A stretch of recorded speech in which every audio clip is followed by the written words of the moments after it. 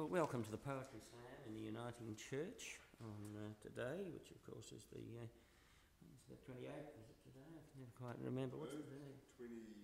25th of May, and we recite poetry, and it doesn't matter whether there's too many or too few, but we're all here, and there's three of us with poetry that we want to recite and discuss and talk about. So thank you, Uniting Church.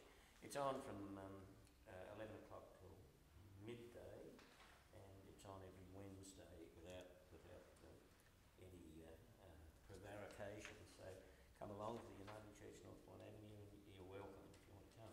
My poem to start the proceedings off, and we'll proceed with others. William and John are going to recite.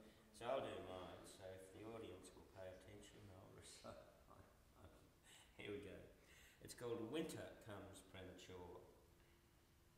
Fine gardened, well-placed house with green brown trees and lawns. Youngsters giggle, toss their arms and scatter fallen leaves. In the chilly golden air the sun shines sickly yellow, while lurking near a human bear's shirt faded, fawn much torn. Having fun, kids? Rough voice, leer, limp, legged in drunk roll of many heaves. Scared, dull from innocence, two infants run. The third, at 4, gives out a fierce bellow. There we go, situation. Comedy, William, I suppose. William's got a poem. You might rather get up and read it if you've finished your coffee, or you're ready to perform. Well, I had a look at Buttons. Buttons was great, but I noticed that with the microphone, you've really got to stand up close to it to hear. Yeah. Anyway, here I am. Got to stand in there. That's what that's for. Oh yeah, the wind. The pop filter. Yeah. Otherwise you don't pop. That's right. With the. You've got to face the TV, haven't you? Well, sort of. It's good. Yeah, so you've got to talk into that thing. Yeah. Got to talk to. I noticed that when I watched Buttons. Buttons was great. Actually, that was the last session. Because I didn't make it last week, so I caught up on YouTube. Hello, YouTubers. This one started to form in my mind last night. It tells the story of what happened last night. I started writing it on the bus on the way here. So I actually wrote this on the bus on the way here this morning, even though it was going around in my head all night. It's called Sundry Slivers. Wending my way from work through City Walk towards my favourite copy shop, sky now dark, but strings of tiny lights along now bare branches defy the dark, mostly blue, but a couple of trees twinkling red amongst steady green. As I leave Garima Place towards Petrie Plaza, I see a strange set of shallow arcs, some 2 inches long, others more like 4, on the ground. Water? Plastic? Shining in sharp, sparkly slices of light, like an ethereal miasma crystallized into tiny tubes emerging like mushrooms, but twinkling like a twilight sleep dream of a fairy's hula hoop, sundered into sundry slivers, curiosity, sundered into sundry scintillated slivers, curiosity. I touch the larger tube of dark speckled what? With the tip of my umbrella, sharp tinkly grinding, clinks sound of brittle on cement tell me it's glass. A bangle of broken. How? Whose was it? It's one of those things I may never know. Now I'm in my favourite coffee shop, sunk into soft, cosy lounge chair bathed in warm, soft, incandescent light, waiting for my short black coffee before working into the night. 10:05 a.m. Very good. No, that's good. And that's your instant poetry is a good way. Yeah. We might talk about it after John's done his. John's just doing it. But the thing about what we're doing here, I've actually got 2. Were you ready perform that first. Yeah, yeah. Well, Up to the marks with you. this is one that I wrote this morning. Obama's car's been humped. If anyone can do it, the Irish can. He went looking for his apostrophe. Instead, he found a long-lost cousin, and the Irish speed humps that caused his car's catastrophe. His car can't be bombed or blown up, bulletproof it be. The only thing to stop it, of course, the Irish speed hump is what the world can see. The what at the end? I didn't quite get that. The Irish speed hump is what the world can see. How was it about speed? Well, it was on the news and that, like, Obama's car's all bomb-proof and bulletproof and all that, but then as he was driving in Ireland, there was a speed hump and he went like that and the car got stuck on top of the speed hump and they all had to get out the car and that. He's in Ireland now with the Queen. Oh, well, that's where he was. I don't know if he's still there. That's right. I heard him saying stuff about his own Irish ancestry. Yeah, and that's the apostrophe. 'Cause But he he's a went black looking- man. How can he be Irish? Oh, back. Mixing, Yeah, he's big Has he blood. got any royal blood? maybe. Irish. He's got his great-great-grandfather was Irish or something. Well, he's sort of like a lot of these people in high places, they claim ancestry from everywhere. Oh, yeah.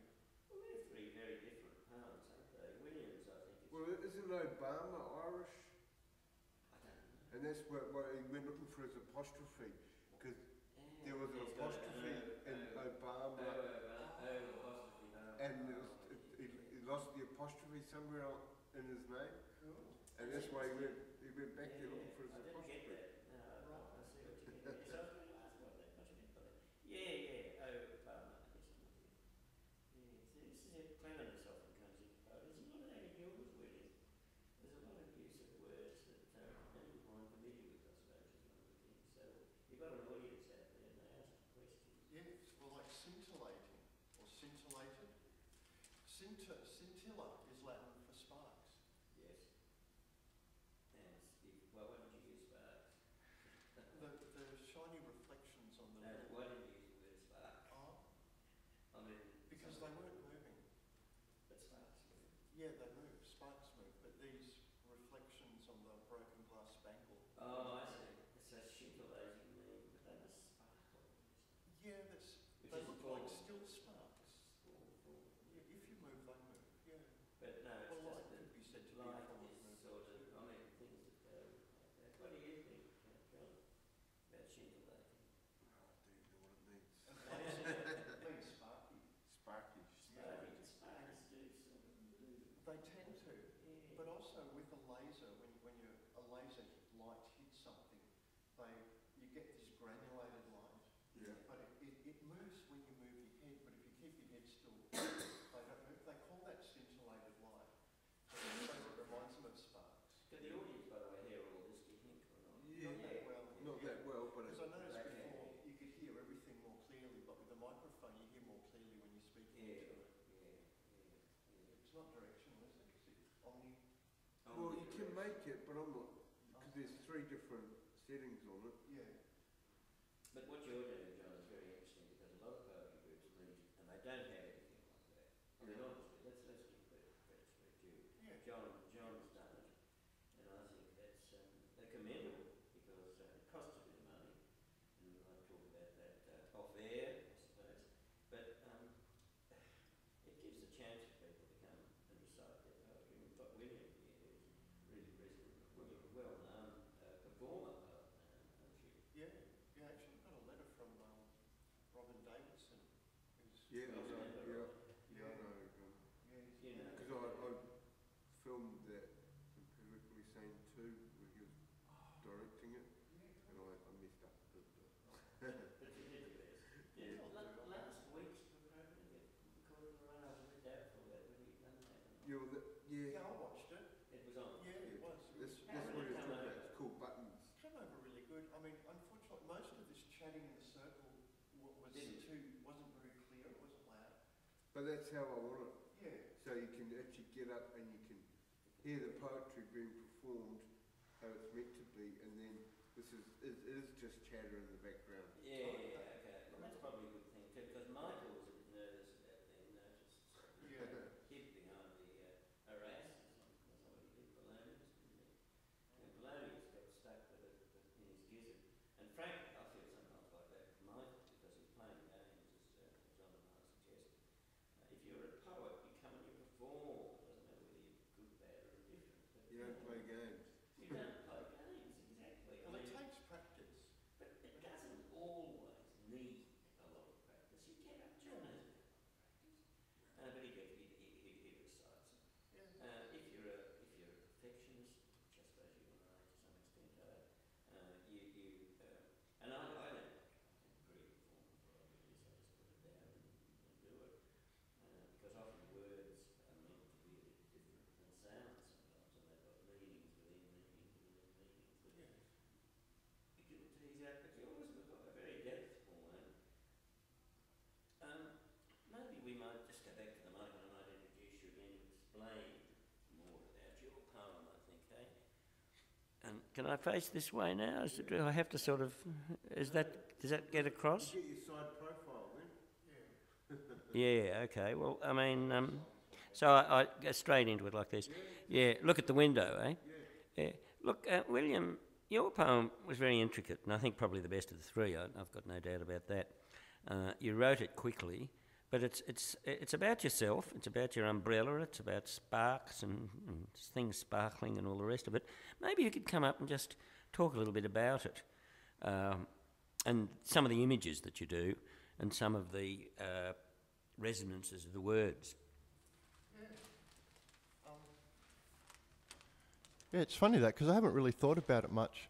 It was going round and round in my head. Wending my way from work. Wending is a wonderful old Anglo-Saxon word.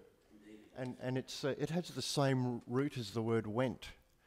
If you wend your way there, then once you get there, you went. Yeah. City Walk, very Canberra sort of place. It's a bit like an extended branching mall, a bit like a laceration between the buildings. Strings of tiny lights.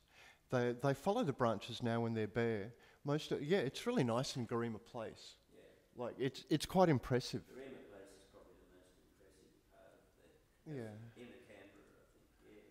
Yeah. It is, and it's quite pretty, and of course it's very seasonal.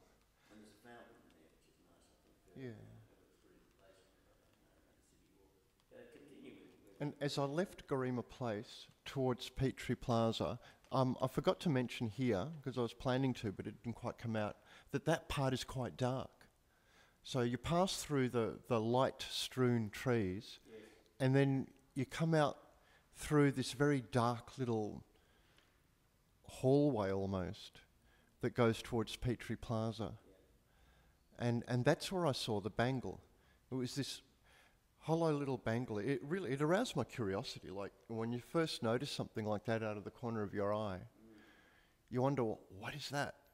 It looks like, and it was a tube of glass. A tube of glass? Yes, it was a glass tube, a bangle. Explain, because I don't quite. You're familiar with the bangle?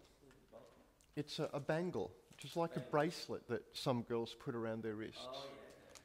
But it got me thinking, because I remember in the 90s, some young people were telling me about how they use their bangles as a mode of communication. How? For example, they'd take off the green one and break it in front of everyone, leaving the pieces on the table. And breaking the green one means I smoke pot. I think the pink one means I want sex. I think the black one is I'm really pissed off, I want to punch you out. Yeah, it's it's a subtle, cryptic language. No, well, kids are a bit, adolescents tend to be a bit driven by the emotions and. I think John is Jai. Yeah. You deal with a few bangles. Oh, he hears them. Yeah. Sorry. And you wonder, like a broken bangle lying there on the floor, and it had that weird quality. What was it? It could have been anything shiny. Yeah, I see. Yes. And there's images in that young people could identify with, but adults probably might have a problem. Maybe. I mean, the Bengal Yeah. culture is not one that. I'm not really in the Bengal culture. No, No. but it's fine. So I can't help. Was it an accident? Was she grabbed? Yeah. But I mean, Did it just? isn't a violent one. No, it's a curious one. It's a curious one because Yeah. there are lots of images. But in the end, I suppose I might be able in the middle of the truck and everything like there's a sort of meaning that's emerging from it. But how do you interpret it for somebody who's an old fellow like me, 74, great knowledge of all these arcane things? Well, pretty much exactly the same. I mean, I wasn't any the wiser for having learnt what I did in the 90s about 90s bangle breaking communication. I just wondered, what is this? It looked odd. It looked like something you'd see more in a dream than in reality. So I didn't understand it.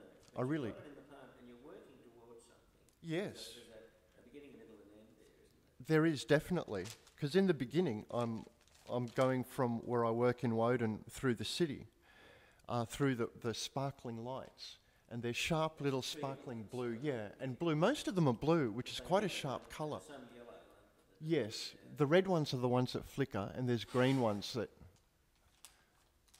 sort of just sit there. Yeah, But this flickering image of the trees is a bit like the little bangles. it is. That's sharp. There is. It's very sharp, and it goes through the middle. There's like a tunnel of darkness where the shining is on the ground rather than up in the tree, and the way it resolves, I end up in the coffee shop, which is warm and soft, warm, soft red light rather than the sharp blue. The red herring. That's the one where all the young people. Yes, and it's got really comfy couches, and it reminds me of Melbourne, because, yeah, I get homesick for Melbourne still. It's a great place to live. It's a relaxing place, but the It is. pretty awful. I like it, But it's not hot enough. Oh, okay. Yeah. Well, that's all right. That's all right. Well, I drink short blacks, which are really just a quick dose Yes. to Concentrate. kickstart the brain. Yeah. So you've got the images that you resolve when you go for coffee.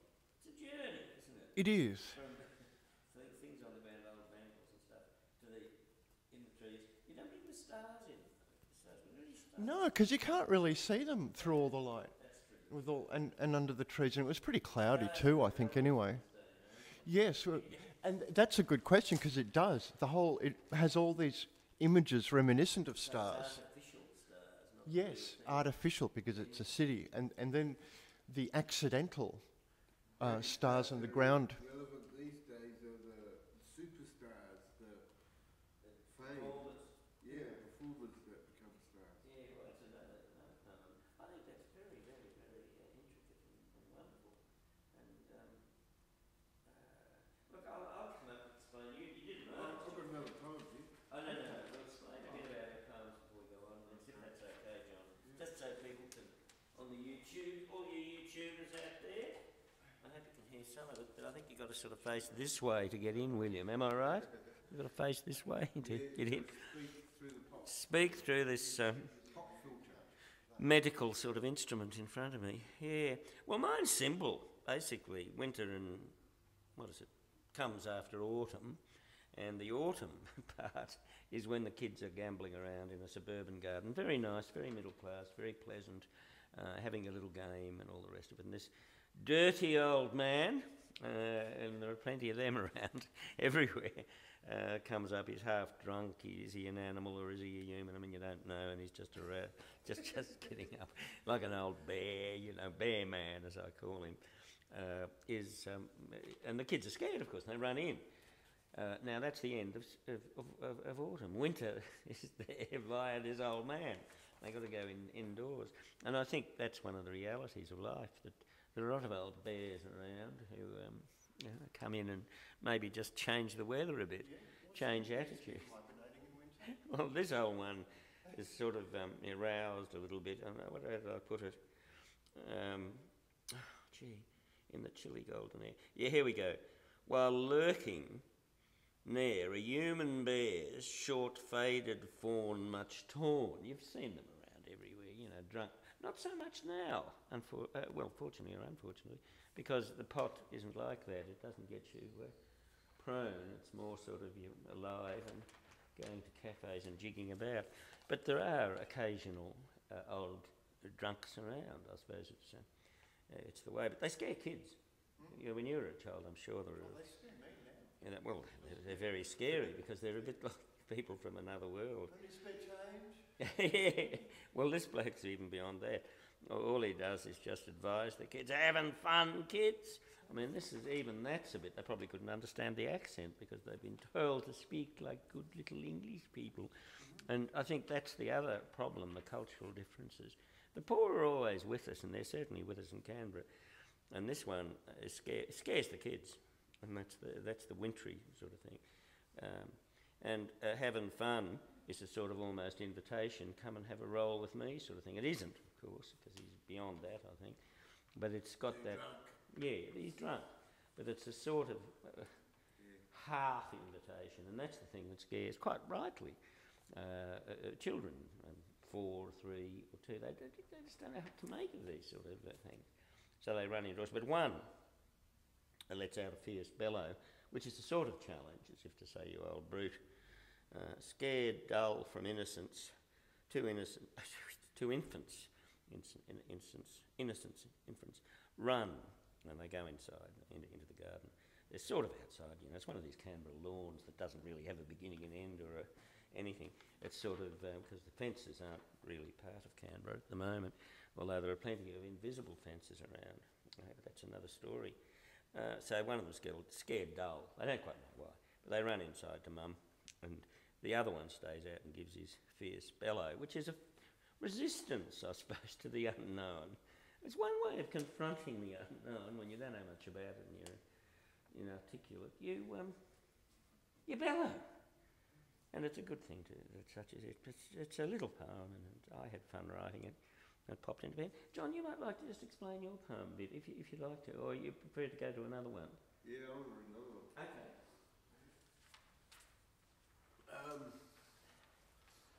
This one, I just asked William to give me something to write about, and he said bare branch trees.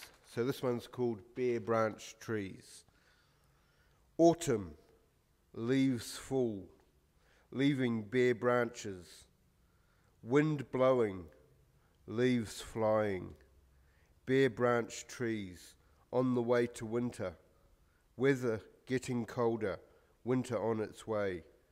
Bodies freezing, brrrr, winter on its way.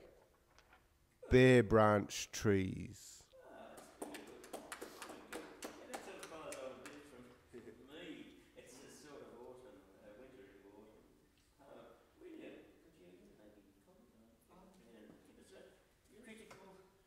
Well, it is coming from autumn into winter. I'd almost say we're almost, we're stepping fair into winter, really. My favourite time of year is that point in between the autumn equinox and the winter solstice. That is the part that is called Halloween, which here does not fall in the beginning of November, but in the beginning of May. That's witches' territory. Well, it's very ancient. I mean, about witches, one thing that I've learnt, 90% of witchcraft is keeping the seasons and understanding the seasons and the cycles of nature. Keeping the seasons? Yeah, well, keeping the celebration, keeping the teachings and passing them on. Does that happen? Oh yeah, that's what it's all about. I mean, even witches in Canberra? there used to be. I mean, there are, but there used to be a pagan society, but I don't know, they seem to have left. Well, most general alternative people actually got driven out by the mid to late 80s. I mean, 90s, no, the 90s. Various forces, social pressures, maybe the police a bit, maybe the government a bit, but mostly just social pressure. And Is that what John's poem's about? John's poem's about just autumn. It's an ode to autumn and approaching winter. Yeah, but why do that sort of provoked you into talking about the things you talked about, which is interesting. Yeah, well, keeping seasons... Did it provoke your thought process? It did. And even the Christians, the Catholics and other Christians keep the seasons. Oh, yeah. I mean, if you look, see... Church calendar. Well, that's right. I mean, All Hallows is the Christian equivalent of Halloween. I mean, it's pretty much the same thing, basically celebrating the ancestors. There's no witches Um, in the Christian. Oh, yeah. or rather hiding away in All right. Yeah, they'd certainly not be, they'd certainly be very discreet about it. Because there are, like my grandmother was. she a witch? She was a Christian, but she was interested in all sorts of mysterious things, including witchcraft and Buddhism and, other. I mean, witchcraft is really just what they call Wicca, what they call the old religion. It's just the old religion / science before science and religion had a big fight. Yeah. Wicca's Yeah. for a drug too, isn't it? Don't know. Wikipedia. Oh, yeah. Wicca's used, isn't it? Wicca baskets. Ecstasy. Oh, okay. Yeah. But Showing your age, Bill. exactly. Yeah. Asking questions. Yeah. Because William and you have had experiences that I haven't had the pleasure of, except in poetry, which is one reason I think, William, that why poetry is interesting, because it's going into unknown territory, isn't it? Well, it is. Like a big part of poetry is trying to organise the chaos of experience, the chaos of life. And most methods of trying to put the chaos in order, like, for example, exact sciences in there. And the way I would define science, I would say that science is that branch of magic that is obsessed with proving it and making it work every time. But it's still magic. It's still magic. Many scientists would dispute that, of course. Oh, of course they would. They'd say, how can magic be? Well, it's all by definition. So you can define magic as a human way of... Yeah, that's right. Because if you have that full view, you see that we can't know everything. Not everything is knowable. But poetry, what does poetry do to sort of break down the barriers? Well, while science is trying to sort out the issues of knowledge rationally and logically in a way that can be described easily to anyone and by experiments that can be duplicated by anyone anywhere, poetry leans more on the emotional, on how do we feel about these things. And emotions are always changing. Yeah, the intuitive.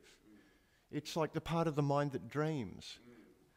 It's like another way to put it in terms of brain function, science and logic, and this is this and that is that kind of thinking happens in the cortex, which is that thin rind about the cerebrum.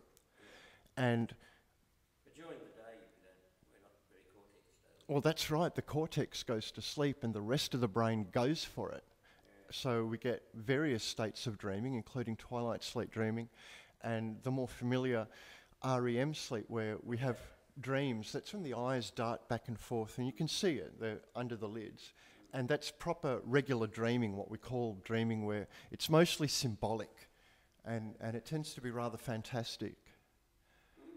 Like you can fly and stuff, That's interesting. What sort of dreams do you have, John? Oh, I have some pretty different dreams. Maybe you could talk a bit about your dreams. Have you? Oh, I'm not ready to talk about You don't want to talk about it? No, well, I'll rattle on a bit, because I suppose that's it. I might bring my next herb up, which is a bit longer, give the audience while we do this. This isn't theatre, so we probably lapse, William, I think, into what could one say, sort of half-world, don't we, in the YouTube? Oh. That YouTube is a sort of a dream world, isn't it? It is. It's the virtual world. The virtual world is me. This way. Yeah, this is a bit more straightforward than the other one, although the other one was fairly straightforward. I'm not very much into dreams, images, the other world, all that stuff. I'm too fond of this one, and I'm too fond of Canberra, which is in essence a very dull town, and I'm a very dull person. But my dullness has occasional sparks to it, I suppose, I don't know. And when you get older, the sparks accentuate. It doesn't make you any cleverer or or make you any more money, because I don't think poetry gets you any more money, but it gets you into all sorts of things that give you pleasure. And I think John mentioned this once before, that you do it for your own gratification, your own enlightenment, I suppose, more than anything else. And if it enlightens anybody on the way, well, that's good. Like the birds you can hear out there, maybe even on the YouTube. They sing, don't they? Because they're made to sing. Yeah. Well, we're poets because We're made to perform poetry? We are made to perform poetry. This is a rather long one, and I'll try and... Right, there you go. There's a poet outside that you can even hear on the YouTube, probably, I think, twerping away there. It's a verse diary, and it's for the 20th of May. And there are several anniversaries in May, too, that I bring in. And then at the end... It's my brother's birthday. yeah, it's a good day. It's a good day. Things happened there. On this day, in 82, Stern Storming Gallagher was jailed. 2 months hard for cheeking a court intent on mangling union rights. Near 75 years before, James Stewart was born. His Mr. Smith in 39 by audiences hailed. James was 2 when Halley's Comet gave Earth's sky brighter light. And here I am this sunny day, aged 74, rough cough, but feisty, broadcasting books, music, politics and chat from double X sound height. Today I chatted a policy man, a writer, 2 Greens and a vegan, all radical and yeasty. Nearby, with a CD group, I talked of outreach and more communal light, and wrote a script for this year's talk on several string quartets, or this week's talk, that's right, on several string quartets, which William helps me with. Thank you, William. Then out to dine on soup and cake in Civic's restless space. Their sister Stasia gave me food with many who've lost bets. At 8 p.m, I caught Dan's bus to Red Hill and did our Danny race, trapped with a chatty lad till Fortitude Discovery and then my red brick place.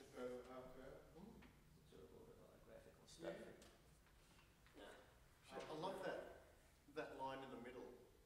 Today I chatted a policy man, a writer, 2 Greens and a vegan. Yeah. It sounds like a buffet. It does. And then it's all radical and yeasty, Yeah, exactly. which implies fermentation. Feisty, actually, feisty, but yeasty. Oh, okay.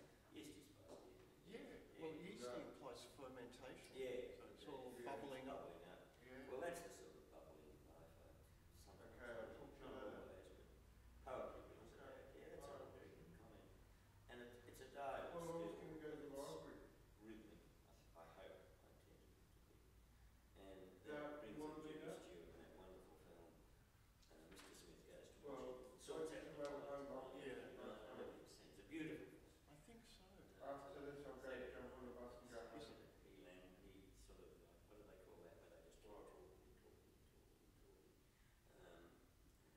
Something buster, filibuster. Yeah, filibuster. He does a filibuster. Yeah. Well, I'll ring And you it- after. It's a lovely film. Is what And colour it's, is I think that's where the Stuff term home. comes from too. could My well be. laptop, Yeah. stuff home, okay? From the film filibuster. And Yeah, okay. and then this is, I brought him in. And Norm Gallagher's a friend, well, Yeah. a hero of mine, because he actually stood up justice. Yeah. We've got a man trying to come in. Oh, Is it the good man or that man I spoke They've about gone. in the garden? they've gone. Maybe they want to join the poetry group. Oh, maybe. Yeah. Oh, a bit late now. Well, we're all so different, aren't we? The poems we write. And I think the differences sort of come out a bit. William, you're much more observant of the colours and the fermentation. I'm unaware of it, but it comes out in a funny way, the words I use. When I use feisty or feasty, I didn't sort of mean that, but I just Well, sort of, it popped out. Yeah, I think yeasty suits it Mm. really well. Well, there you go. And what am I? You're a vegan, aren't you? I eat lots of meat. Okay. So do I. Well, I'm a bit of a green. But you're a green bee, or you like me down there. I suppose I just got that rebellious streak in me. Yeah, you're a rebel, an Irish rebel from way back. But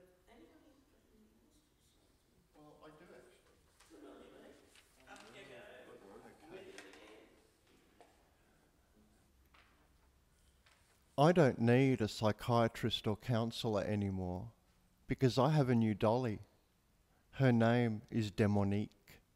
She likes lighting fires and putting broken glass in people's shoes.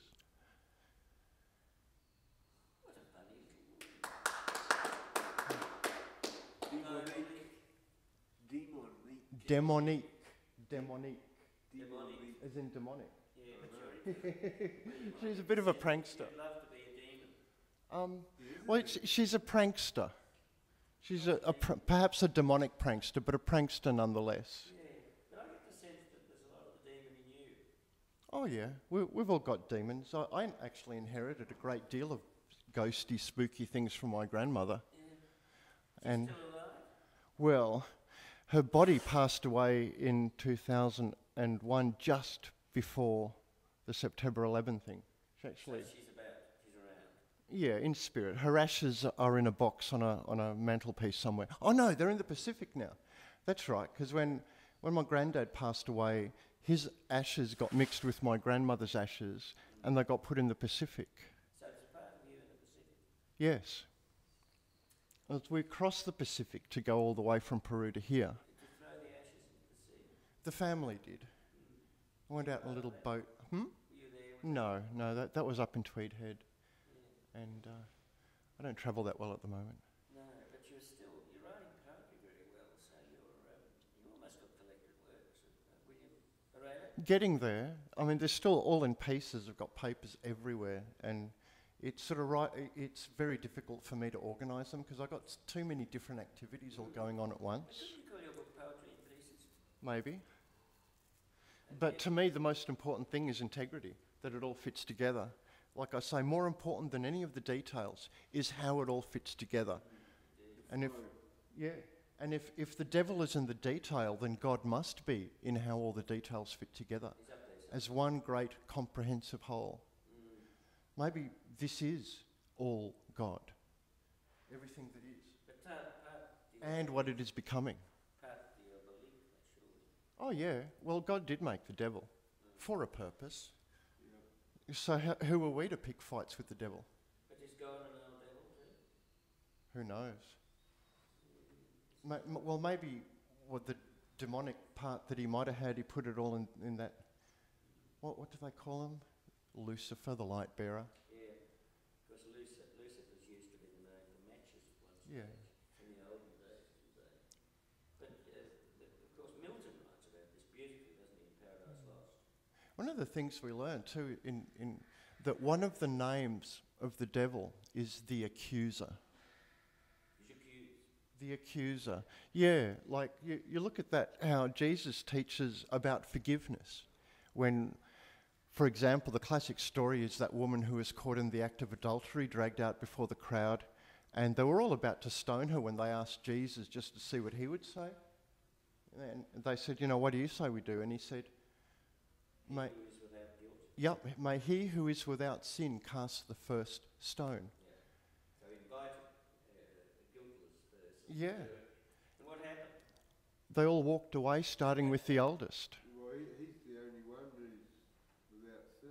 That's right. And he wouldn't do it. That's so right. no one would. Because he didn't sin because he forgave. Yeah. Doesn't that show? Like, no, unforgiveness is...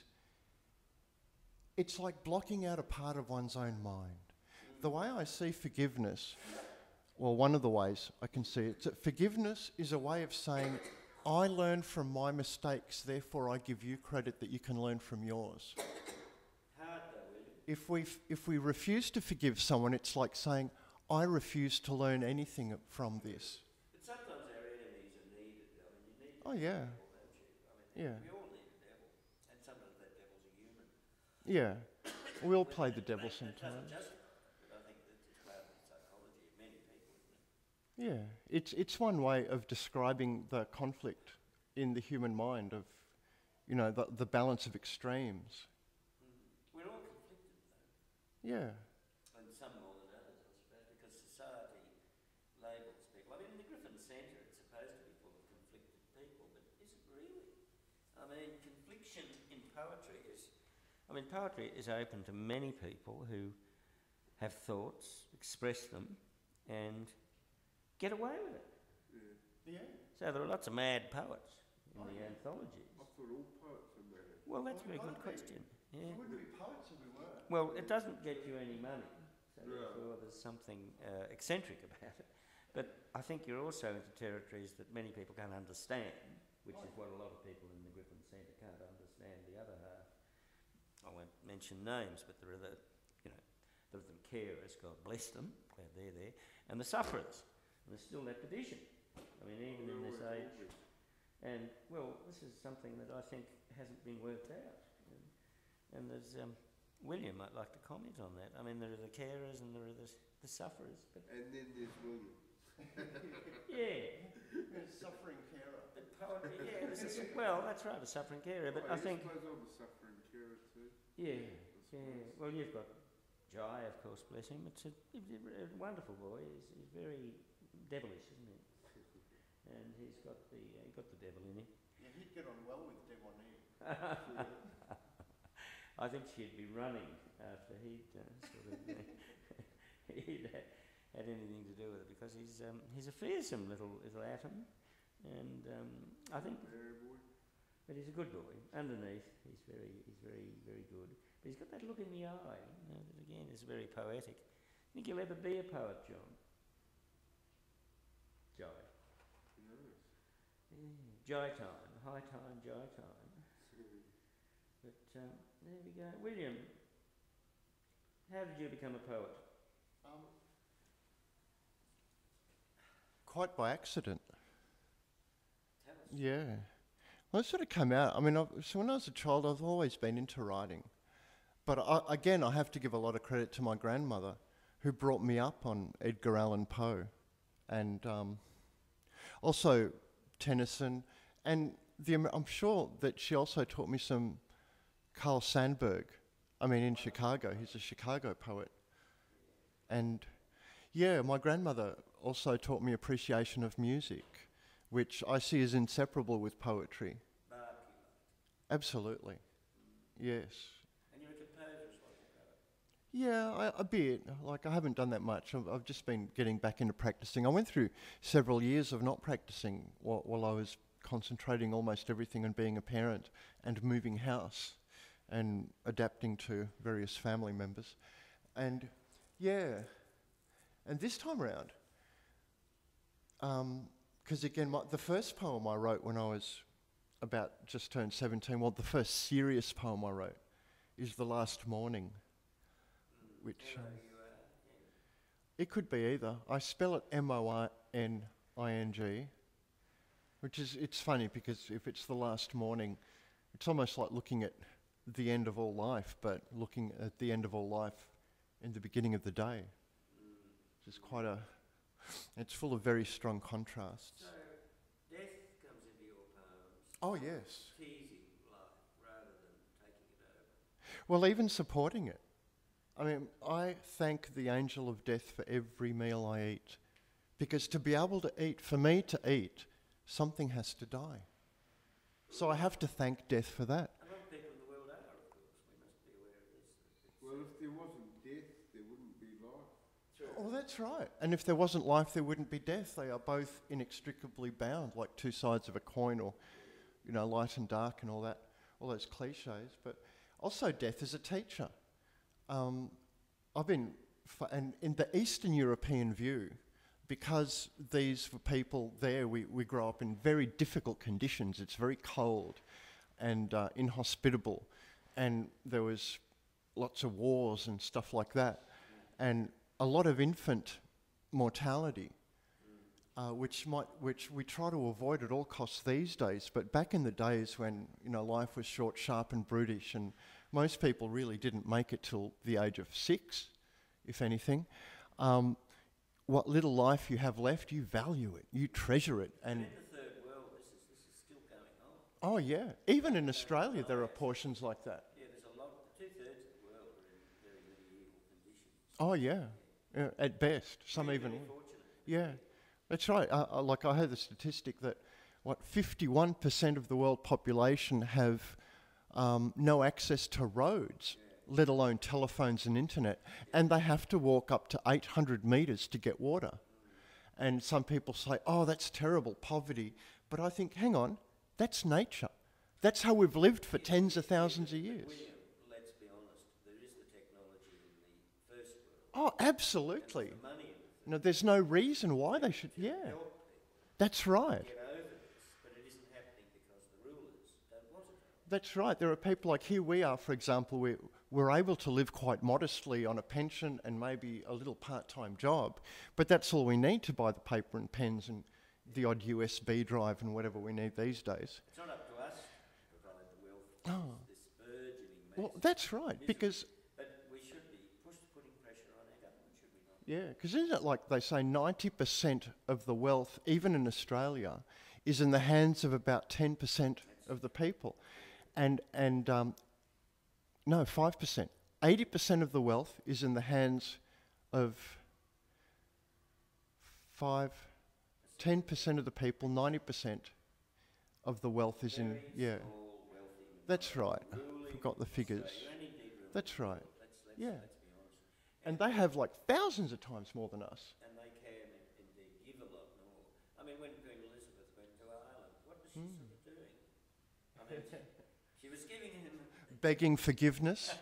Well, she did it in such a way as she almost commanded forgiveness, you know, that a queen can command. And I'm not saying that Elizabeth is a bad woman. She's a very good woman. And she's a very dedicated woman. But dedicated to what, one asks. And again, poetry, I think, can liberate us very, very... hello, here comes another poet. Are you going to recite in the machinery? Not today. Oh, well, we'll get you next time. We're on YouTube doing a poetry session. Yeah, well, that's what we're doing, isn't it? Is it almost time to finish, to wind up, John? What do you reckon? More or less. Yeah. More or less? A little bit more? Would you like to sum up, John? Because I'll just say that we're at the Uniting... No, wait a minute, I'll just finish. What was I going to say? We're at the Uniting Church. We meet here every Wednesday at 11. We knock off at 12, and John's going to sum up. And we'll be here next week by the grace of who, William? By the grace of who will we be here? Oh, all the gods. All the gods. All the deities. And my doctor. Well, I'll just talk about how I became a poet. Well, it kind of suppose happened by accident for me too. When I was locked in jail, I had nothing better to do. Had a piece of paper and a pen, and all I was doing was reading books, and then from those books I started writing, and poetry kind of happened. Even though I didn't pass School C English or anything, I failed that, but then I still became a poet, and yeah, and that's about it. Yeah, I'll always be a poet now. Just keep moving forward. Rocking to the beat.